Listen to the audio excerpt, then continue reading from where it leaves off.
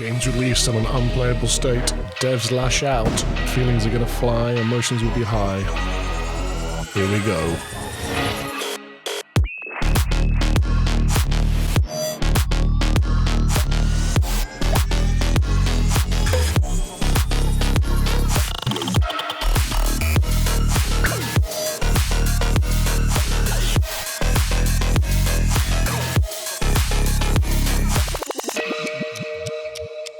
Gaming companies are about money, there's no way around it.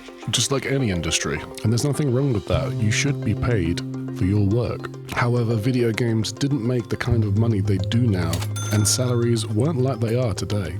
You needed to be passionate about your craft and prove yourself in a growing industry.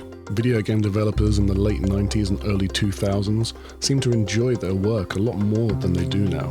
Just looking at how game developers saw their time back then compared to how they see their work today is interesting. Video games were never perfect, but the model by which games are created now is vastly different than it was before.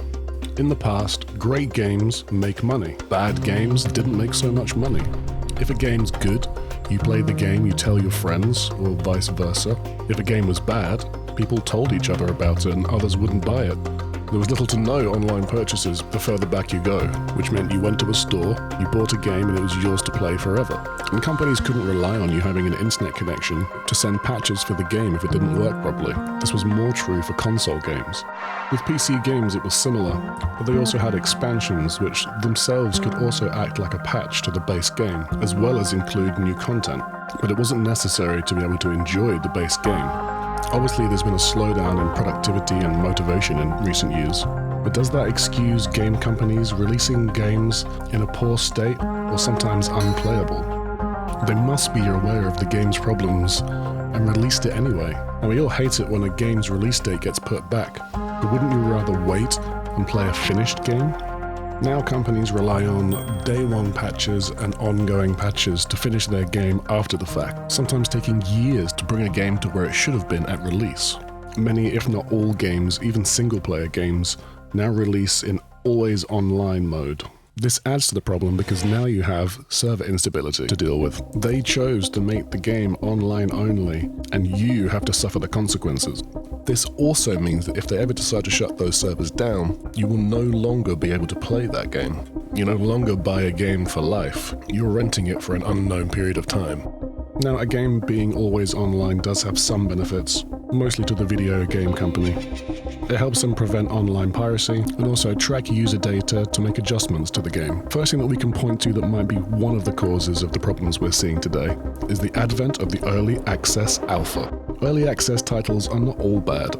They've helped smaller studios who didn't have the clout of the larger ones fund themselves and expand depending on how popular that game or that idea was, and also gave us access to the types of games that big studios weren't prepared to risk making, or niche games they weren't interested in making.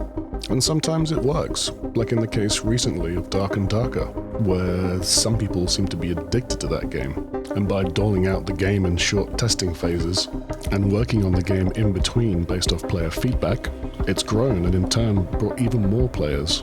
But that's free. DayZ, on the other hand, had a pretty heavy price tag for the level of gameplay and stability being offered.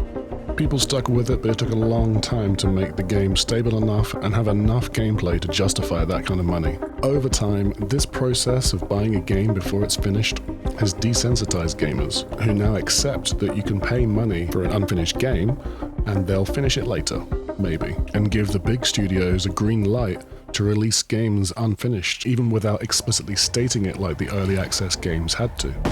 Battlefield 2042 had an unbelievably bad release, and they've had bad launches in the past with 3 and 4, but the issues were fixed within a matter of weeks. Still not great itself, but at least the game was complete, all the content was in place. The most basic features that weren't there in 2042 at least were available. You could manage your squad, there was a functioning map, there was an array of weapons and attachments to unlock, all of the features from the previous games, and none of these were available when 2042 released. We knew at the time, and it's been confirmed now, DICE had originally intended to make a knockoff extraction battle royale cash cow and quickly changed their mind when the community got wind of this. And when players complained about things like this happening,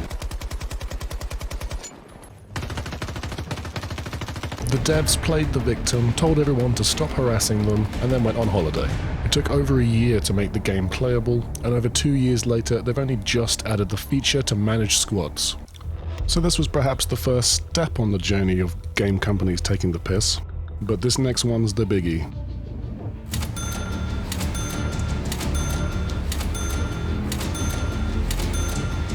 Yes, microtransactions. Cosmetics, mounts, pets, item power-ups, loot boxes, XP boosts, battle passes, battle pass boosts, access to characters? They could find a way to sell something in-game and they will. And as long as customers are willing to buy them, they will keep selling them. Okay, so it can work with some free-to-play games, for instance. Again, with smaller studios getting players to play their games without having to put money down on an unknown, untested product. Buy a studio that you've never heard of, and then if you enjoy the game, you have the option to purchase additional content or extra items. I had this recently with an RTS game called War Selection, while I waited for a AAA RTS to take its place, and it worked quite well. While I've seen many people talk about how microtransactions are shady practices that target the player in unfair ways and are incredibly manipulative, which a lot of them are, and that part of it should be called out, I can't really speak to that as I don't participate. If a game has pay to win or anything like that, I just ignore it. I want to focus more on how these systems affect the overall outcome of the game. And what affects the overall outcome of the game is when microtransactions make the game unfair for players who don't purchase them. This makes the game bad from the point of view of those players, and the bad games shouldn't make money. Remember? Where it's worse is where big studios with their AAA titles take these practices. That's after their 3-tier buy-in system. And even games like Star Wars: The Old Republic charged you for the game, charged you monthly to play the game, then when they pissed everyone off and everyone left, made the game free to play but put almost everything behind a paywall. That game makes millions every year, even to this day. There are many others who have gone into microtransactions into far more detail than I ever would, so I'll just leave some links for you to go and watch other videos that I've seen that do this really well. Recently though, there has been some pushback against these practices with games like Diablo 4. After the diabolical mess of pay-to-win that was Diablo Immortal, many players stated that they would not buy the game if there were any kind of power-up microtransactions in the game, which the dev team quickly assured would not be the case, and would only come in the form of cosmetics and a battle pass. Oh, and the extra 20 quid for early access, including the deluxe and higher versions, which many players chose to purchase, including me. But that's it. The thing is, back in the day, pre-purchasing a game already rewarded you with something, without having to spend extra money on top. The idea was you put your money down before the game is actually released, and the company would give you a reward, like early access to the game or exclusive cosmetics and in-game items. However, once players got used to the idea of pre-purchasing a game, companies decided to monetize this as well, creating the aforementioned 3-tier buy-in system to the game, where you have the basic version of the game with none of the frills, a mid-range, and then a higher range. The game hasn't even come out yet. We have no idea what state the game is going to be in yet when it's released. Collector's editions were not uncommon in the past, but collector's editions that didn't even include the base game? Wow. That's not a problem, we can just not buy it. But it really shows where these companies' heads are at. The more and more that money is the only goal, the gameplay and the overall state of the game is going to suffer. And gamers are noticing this more and more. Next up, hype. CD Projekt Red! Content creators, their fans, and social media play a big role in why games are the way they are today. Now, not everyone regularly watches live streamers and YouTubes and regularly goes on social media to read and watch other game-related content, but many do, and it's how we find out about new games. And the problem is, many of these content creators rely on their connections to game studios either directly or through other means. So they have every reason to hype up an upcoming game, and almost no reason to be objective about it or look back at previous launches and say, well, remember that last game that they made, how it was riddled with bugs, unplayable? Maybe we should all just wait and see first, and see what happens after the release before we buy. And I'm not blaming content creators. Part of their job is to be positive about these things. But their fans listen to them, and they defend their choices. And they take these ideas out into the world and attack anyone who criticizes it, because an attack on the game is an attack on your favorite content creator. which shouldn't be how it is, but it is. And studios and developers love to play on this. Cyberpunk 2077 is the best example of what was the biggest abuse of hype to boost pre-order sales I've ever seen in my life. Welcome to the next generation of open-world adventure. With outright lies and deceit about the gameplay, we've greatly enhanced our crowd and community systems to create the most believable city in any open-world game to date. The city's streets are bustling with crowds of people from all facets of life, all living their lives within a full day and night cycle. depth of story options. So many options, so many possibilities, and each will have consequences that will ripple through the game world and your story. This will really make each playthrough very unique to players. 95% of the dialogue options that you get are meaningless. Level of detail and AI capabilities. The cops spawn behind you, not even around the corner.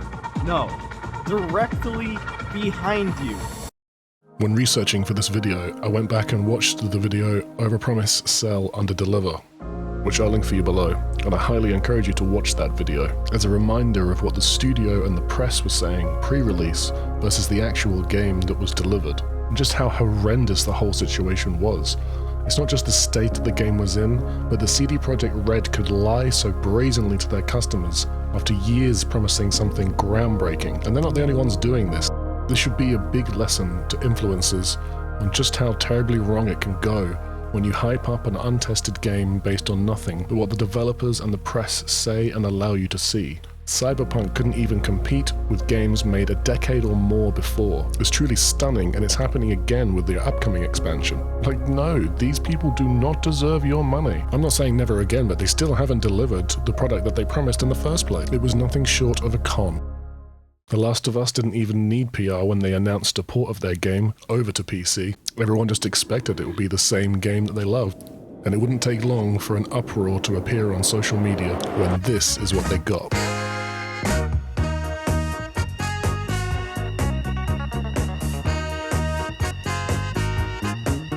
There's no excuse, there's nothing to hide behind. You knew what you were doing. Remember Fallout 76? Infinite inventory, infinite invisibility. The frame rate was tied to the game speed, so people were going a lot faster than they should. Server hopping. Or Anthem? The Master Chief Collection. Assassin's Creed Unity. There are just so many, too many to go through in this video, but I'll leave some links to the others who have gone through some of these titles in depth below. So what can we do? How do we fix this problem? Ultimately, it's up to us, the people with the buying power, to wait and say, no, I'm not going to pre-order your new game, and I'm not just going to blindly jump onto the hype train. I don't trust you. You've let me down too many times in the past. And that goes for all publishers and studios. Yes, we understand it's difficult. Yes, we understand there are time pressures you have to deal with and long working weeks. But again, that doesn't excuse releasing an unfinished game that doesn't do what it promised to do. And conversely, studios should be given credit where credit's due and praise when they deliver. I believe we are at a tipping point. More gamers are starting to notice this, and other studios are also starting to take note and try to make a game that fans will actually be pleased with. It's easy to say that we're always complaining, but these are valid criticisms that are shared by many around the world. Stating facts and expressing justified disappointment when a company doesn't come through is the job of the consumer. So keep sharing your thoughts over the coming years, and try avoid getting into knife fights with people on social media and in the comments, and try to be objective. Thanks for watching, and I'll see you next time. Video game developers in the fuck you, and also gave us access to the types of games. Where am I reading from right now? Like, it's just a sea of mess. Or niche games. Ooh, niche games. Oh God.